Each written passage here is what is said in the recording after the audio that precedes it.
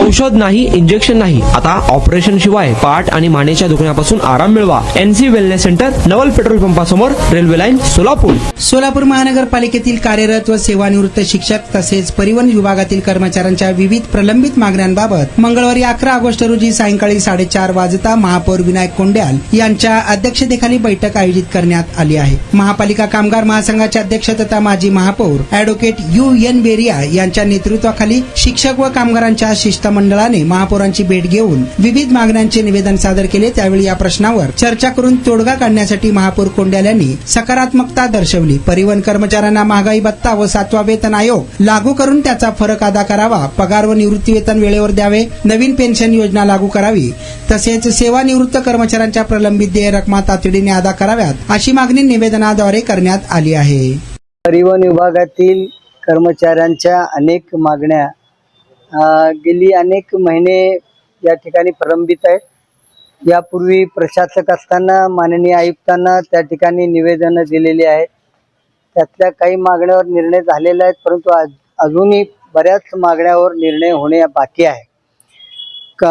सेवानिवृत्त सेवकांना त्यांच्या देय रकमा दिलेल्या नाहीत, ते जवळजवळ 16 कोटी रुपये आहेत.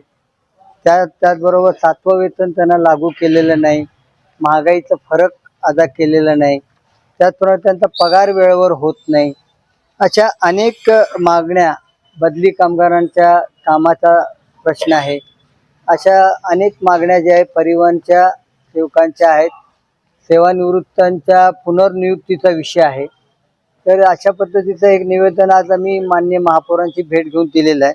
शिक्षण मंडळाकडे काय झालं आहे की शिक्षक आणि सेवानिवृत्त सेवकांना 7व्या वेतनाचे शासनाचे हप्ते सर्व आलेले आहेत, 5 हप्ते, परंतु महापालिकेने त्यांना जो कॉन्ट्रीब्युशन आहे 50% ते दिलेलं नाही. त्यांचे 3 हप्ते राहिलेले आहेत, ते देण्यासंदर्भामध्ये आम्ही त्या ठिकाणी हे केलेलं आहे. शाळांची दुरुस्ती आहे, बऱ्याच शाळा अशा हे झालेल्या आहेत, काही शाळा पाडलेल्या आहेत परंतु बांधकामं त्याच्यामध्ये झालेली नाहीत, तो त्यांचा विषय आहे. पेन्शनरचा पेन्शन वेळेवर होत नाही, शिक्षकांचा पगार वेळेवर होत नाही, हेही त्यांना सांगितलं की ते वेळेवर करणं गरजेचं आहे. आणि महागाई भत्ता सुद्धा त्यांचा राहिलेला आहे. अशा मागण्या आणि प्रश्न आम्ही माननीय महापौरांना दिलेले आहेत, महापौरांना सांगितलेलं आहे. त्यांनी मंगळवारी बैठक लावलेली आहे. आयुक्त आणि अकाउंटंट आणि शिक्षण अधिकाऱ्यांना घेऊन आपण या ठिकाणी निर्णय घेऊ असं माननीय महापौरांनी सांगितलेलं आहे. त्याच्यात आमचं समाधान झालेलं आहे. मंगळवारी काय होतं ते पाहू. एक विषय असा की नाही, प्रशासकीय कारकिर्दीच्या आधी 5 वर्ष तर खूपच म्हणजे शहर मागे गेलेलं आहे.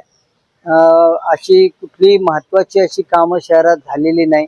आणि त्यानंतर 4 वर्ष प्रशासक होता, प्रशासकीय कारकिर्दीमध्ये देखील कामं झालेली नाही.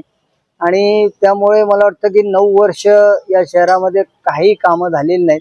आता या जानेवारी-फेब्रुवारीला निवडणुका झालेल्या आहेत, नवीन महापौर आलेले आहेत, अंदाजपत्रक मार्चमध्ये झालेलं आहे. अनेक तरतुदी महापालिकेच्या अंदाजपत्रकामध्ये केले गेलेले आहेत. आता त्या कशा पद्धतीने युटिलाइज होत आहेत, कशा पद्धतीने त्याच्यामध्ये ते कामं होत आहेत ते पाहावं लागेल.